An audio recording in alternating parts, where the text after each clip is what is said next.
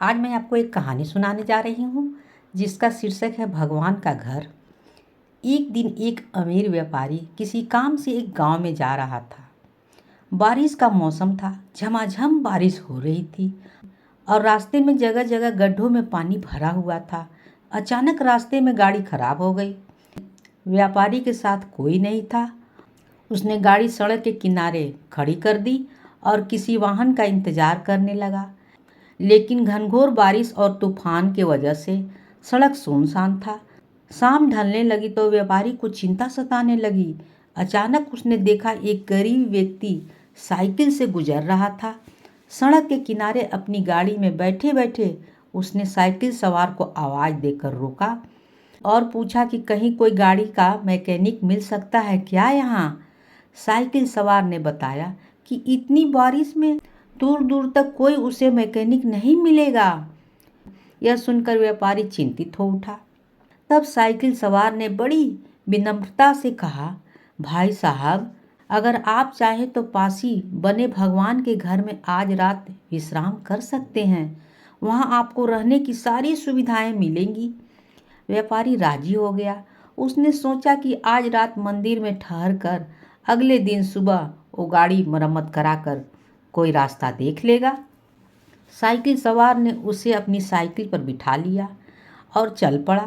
थोड़ी देर में दोनों एक छोटे से मकान के सामने पहुंच गए।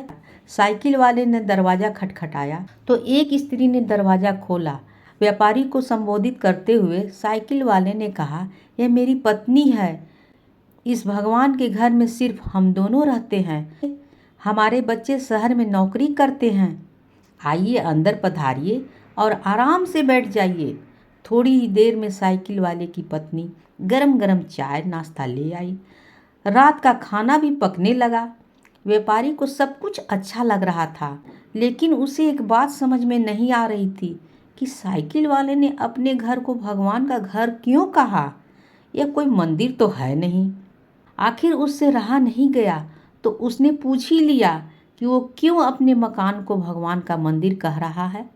लोगों को अक्सर यही कहते सुना है कि मेरे घर में भगवान विराजमान है, या मेरे घर में भगवान के लिए पूजा घर बनवाया है, या मेरे घर में भगवान आए हैं। यह सुनकर साइकिल वाले व्यक्ति ने कहा, हाँ, आपने ठीक कहा। अक्सर लोग यही कहते हैं कि घर हमारा है और भगवान हमारे घर में विराजमान है, हमारे घर में एक मंदिर है। लेकिन ऐसा नहीं कहते, क्योंकि अगर हम अपना घर कहेंगे तो उसमें हम अपनी इच्छा अनुसार से भी उलटफेर काम कर सकते हैं। लेकिन अगर हमने भगवान का घर कहा है तो हम वहाँ कोई गलत अनाचार वाले काम नहीं कर सकते हैं और हमेशा उन्हीं सदा विचारों में रहते हैं जैसे हम सब मंदिर में रहते हैं।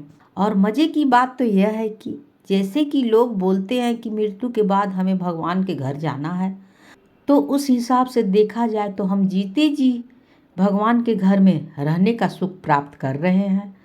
उस गरीब व्यक्ति की इतने सुंदर विचार से व्यापारी बहुत प्रेरित हुआ और उसने भी अपने घर को भगवान का घर कहने का मन बना लिया और यहाँ से चला गया। कहानी होती है समाप्त।